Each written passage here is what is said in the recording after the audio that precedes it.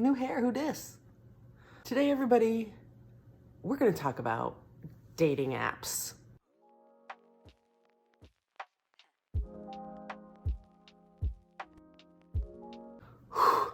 I mean, we're in 2020 and this year has been insane in general. And with everybody feeling like there needs to be other outlets for socialization, whether it's dating apps or just social media in general, it's hard. It's hard to do dating apps in general, let alone during a pandemic. I heard from a whole bunch of you in regards to different apps that you've used and different experiences. Thank you all so much. I mean, some amazing stuff. And I will touch on some of that during this conversation. But basically what I'm going to do is concentrate on 4 major apps and do a comparison for those because these are the 4 that people use the most. And those 4 are going to be Tinder, Bumble, Her, and Lex. So for each of those, I'm going to talk to you about like what kind of options you have, depending on what kind of dating style you have, which app might be best for you. I also feel comfortable talking about these 4 apps because I've used them to get dates. Now, the ones that I haven't mentioned here, these 4 apps that I'm going to cover, will probably cover any of the other apps that are out there. Everybody has positives and negatives, so it's basically the one that works best for you. Let's get started, shall we? When I was coming out and figuring out that I was gay, and this is 1997, so it's back in the day. And then back then we had internet, but it was like the that's dial-up for all of you that are not familiar with that sound. And we used to have Merc, and that was a chat room program. And there would be lesbian chat rooms where women were verified. Like you call up, a moderator would call up and verify that you were a woman. So then you'd have like a little green check mark. It was like a safe space for lesbians to find other lesbians. Wow, have we come a long way since then. From the days of like ICQ and AIM. You got mail. Now, I mean, WhatsApp is international texting. Like, wow. I started out doing that, but I had found a couple of girlfriends through that system, and I wasn't dating for a very long time. So communication has become easier and therefore more difficult. There's so many ways to communicate, and there's so many avenues to find things that you want. Sometimes it's overwhelming. Honestly, in a broad spectrum of all dating apps, you want to make sure that you are coming across and being as upfront and honest with who you are as possible. For mine, I'm always like, kind of giving what you're looking for upfront and what your stipulations might be, and giving your stats if they don't offer that on the site is kind of important. So is Tinder considered fairly shallow because, it's these giant pictures and you're swiping on these people? These apps, you can't consider them shallow or not because it's all relative. It depends on what you want. And sometimes physical attraction is the number one thing for people. Shouldn't shame them for that. Everybody's got their thing. The more information that you give, the higher chance of having a great match and a successful match on these things. Because if you're just trying to put up a front to get matches, when you get to any sort of conversation, it's not going to happen because you don't actually match. About 4 years ago, my ex-wife and I opened our marriage. Yeah, I downloaded Tinder. It's the one I heard about. And I also heard that it was good for hookups because that's kind of what I was looking for. Honestly, I had no idea what to expect. I'd never used a dating app before. Now, I have a background in marketing. I can think about it from the perspective of, okay, now I'm marketing myself. So when it comes to Tinder, you have a match. And you can message that person right then, or you can keep swiping if you want. And because it depends on your swiping style and what you do, sometimes if you're in a mood, you might be swiping right on just like, and then maybe you match and you go deeper into their profile, it's not a match. So maybe you don't have a conversation there. You don't have to have a conversation until you match with somebody. So you can swipe until, whatever. The app Her is is kind of a more, I want to call it the, what do I want to call it? I don't want to offend anybody. It's the soccer mom of dating apps, okay? And what I mean by that is it's more user-friendly. It asks more general questions. It feels less about hooking up and more about trying to find somebody. But like with her, you can just like somebody. And then when you like somebody, it will notify them that you've liked them, and they can be like, oh, then they can check out your profile. And then they can also like you. So that's kind of a different method where you're putting yourself out there knowingly, saying like, hey, I like you, and waiting for the person to respond. And for some people, that can be a little more disheartening. On Bumble, which is another one that is, it's time-based once you match. So you don't have forever to chit chat. I think that's their effort into getting people to actually communicate and have a conversation, because you get like a 24-hour time limit once you match. What I find most interesting about Bumble versus others is that time frame, that the haste it creates in trying to make that connection. When you go to Lex, which again used to be personals on Instagram, it's like personals. So technically speaking, you don't see a picture of the person. You are reading something and you are attracted to what you're reading, right? You want to match with something, you like what you're reading. It does have a chat feature on there as well. And you don't even have to match to chat. You can chat with anybody. Go on there and there's a whole bunch. You can create the distances, whether you want it to be the world or, 6 miles away, your age, like your age preferences. And that's kind of it.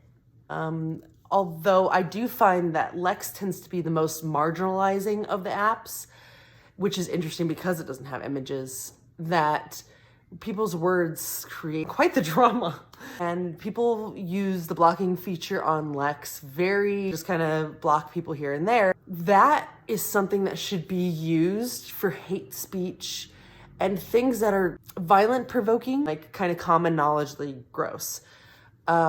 Because we are a marginalized place and the freedom of our voice is very important. So, that's happening, but it's definitely a growing process. It's the newest app out of all of them. And so they're still kind of like ironing the kinks out. All that stuff said, like I said, there's different options. Some people have mentioned like, it would be cool if we could have pens. Some people like to identify whether they're butch or femme. They like to identify their gender. Things like that. Now that is the one thing about Tinder. Tinder is male or female. I don't know if they're working on the non-binary thing at all there, and what the non-binary people's preferences would be for like what they want to see. But I think the number one complaint that people get, that I hear about dating apps, is straight couples looking for unicorns, which, hey, they gotta look somewhere. I mean, if you don't like it, just fucking swipe. Sorry, I get a little worked up about that because I'm so for freedom and not marginalizing or pressing your ideals on other people, because what you might not like, somebody else might really like and is looking for. There could be unicorns out there looking for those couples, and you report them, and now why did you need to report them? That's an example. So a lot of them also have blocking features. Now, when you block somebody, that's totally different and absolutely golden, because you can just block somebody and you don't have to even know that they're there. And that's what I would recommend doing. Actual factual information about this person. Otherwise, it's probably not your business. People to make sure that this community is safe.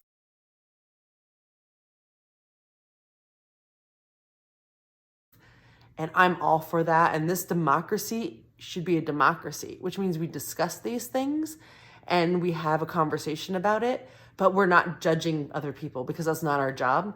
Our job is to try and get through this fucking world, man. And as a marginalized group, it's even more important that we help each other with as broad of a stroke as we can. People are always like, do you get dates from them? Like, how does it start? Like, what do you do? What's interesting is I obviously advertise that I'm a top a lot. And the expectation is usually set that I will be the first one to message. Now, that's not the case for everybody, and certainly people have messaged me first. It absolutely happens. I know that it's difficult to message first because you are putting yourself out there. But I do encourage you to do that, because if it's somebody you want to talk to, you should tell them that. People aren't mind readers, and the more you communicate and are upfront and honest, at least in my experience, the better it is. You can weed people out just as well as you can find your matches, right? So why not? If the person can't deal with your honesty and being who you actually are, then you don't want to date them. That's the point. You are setting up your profile. People are always like, I don't know what kind of photos. Like, it's actually pretty important to have nice photos. There's no excuse for crappy photos. Crappy photos tend to mean like somebody, like that you're a fake account. Also, very good all model photos. Like, even if you are a model, give me something else, because things that people look for in dating profiles, and what I've observed and actually what I've read about when it comes to how to put your best foot forward in a dating profile. A picture with your arms open, a picture with a smile, a face shot, a full body shot. You can have a combination of those things, but those are the main ones. The other picture that I think is one of the most important ones is the personality shot. There's something about it that's really neat. Like, it's cool because you happen to be holding a shark, even though your face is like, or whatever. But that is going to give me part of your personality. Everybody's like, in their dating app shots, it's almost an automatic swipe right for me if somebody gives me a personality in their profile. Like, I look for how they carry themselves.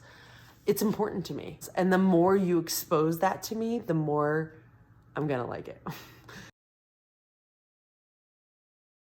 Also, like, make sure you're answering the questions that you feel comfortable people knowing, like where you work and your location. Well, how I'm discussing now are all the free versions. I have paid for memberships on both Tinder and Her at separate times to kind of mess with those. Tinder, it can be really useful on Tinder, especially if you are looking for something specific. It's really expensive though. But what you can get when you get the ultimate one there is you can see who likes you. So, and they don't even know that. They don't know that you can see them, but you can see who likes you and swipe on them immediately. So if you're kind of in a hurry or you're on vacation somewhere in a different spot, that could come in handy. Once you have that, you can put your location to be anywhere. And some other places, like I said, Lex is the world. So you got your profile set up. Now you've matched with somebody and it comes to chatting to try to set something up, whatever. This part took me a long time to figure out. Again, this is what works for me, but I would highly recommend. And I mean, like, say hi, do your pleasantries, drop your line, whatever you need to do. But honestly, saying hello and saying, what are you looking for? Or like, hey, I'm looking for this. Does that match with what you're looking for? So it's good never to hold on to anything too hard in there, especially at the beginning stages. But as you progress and you start that conversation, it's important to ask questions that align with your goal. In my case, I am looking for sexual partners. Really, I don't necessarily care what gender you identify yourself as or any of that. I am looking for people that want me to do what I want to do to them. So I write what I would like to do on my profile, and I'm very upfront about it and who I am. There are more intimate secret things that I don't share on my profile. There are things that I talk about later once we start having a conversation, but that are important to talk about at that point. So like kind of deciphering the difference between like, what should I put out there first about myself? It's the things that are going to draw the people to you that you want. So, I always put out there like, hey, I'm here to explore your sexuality with you. That's what I'm down for. I want to give you what you want. Tell me what you want. I'm not for everybody, right? And to not be offended by that. And there are times when I get into the conversation part And I'm like, I'll drop my thing of like, hey, I just want you to know I want to confess because I'm no touch. And I'm stone top that I want to put that out there immediately. Because for some people, that's a deal breaker. Understandably so, because they want to touch me or somebody. I say to them, hey, I have some personal questions I'd like to ask you. Is that okay? Like asking for the consent to even ask questions and giving them a heads up about the fact that it's going to be personal. And then I also say like, hey, this is just the baseline. I'm just trying to understand more about you to see if we're compatible or not. Because this is what I'm looking for, and these are the things I'm looking for with somebody I'm compatible with. So then you guys are chit-chatting, you get your questions answered, all that stuff. Now what? I usually ask if they're ready to switch to text. Because again, a lot of these dating apps can be, people can trick you. And safety is a thing. We'll switch to text or Instagram even in some cases where we can see each other. I will send a live photo usually or write something to somebody. I'm like, hey, so-and-so on a piece of paper and show them because I want them to know. But now, actually on Tinder, they have a new feature where you can face chat. So, you know, with face chat, that's pretty cool. They also just added something else, which I haven't used yet. When you go on there where you can just randomly, they'll just throw you into a chat with another person that's online. Safety. Do a check to make sure this is the actual right person that you're talking to. Have a conversation about where they're at, because right now in 2020, because COVID is a thing, you want to make sure that everybody involved is comfortable and their circles are comfortable. I'll kind of explain my COVID practices and ask them what theirs are. Because like if you're open to meeting up, set that up. Again, COVID. And usually I would encourage you to meet out in public. I actually have people come to my house. I understand that can make people feel uneasy sometimes. I'm very clear about the fact that they can share my address with a friend, that they are obviously open to check in with a friend during the visit. The work I do is fairly public. But that being said, sometimes people still just aren't comfortable, understandably so.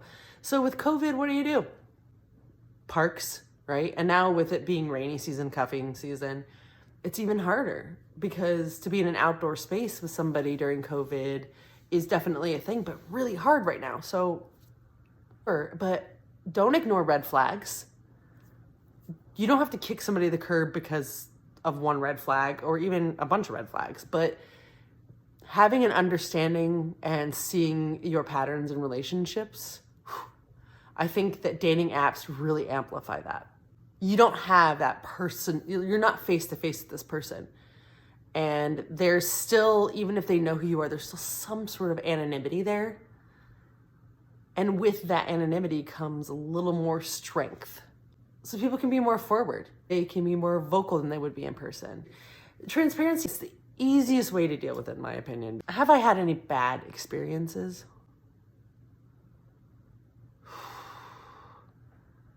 Honestly, though, not really. I haven't had that many bad experiences in the dating apps. A couple here and there. But that's kind of my point. I think that I'm able to weed a lot of that out by how direct I am and the questions that I ask. And that's why I'm encouraging you to do the same thing. My biggest tip is being transparent. And the second biggest tip is if they're not the right person, move on. You don't have to cling on to anything. You don't have to do that. Dating apps give you a lot of freedom to kind of explore the world in a different way. Put more effort into your profile up front, so you have to do less effort during the match section. That's my advice. Just look for the one that works for you. Don't judge other people's methods. Anyway, I hope everybody's staying safe. Cheers.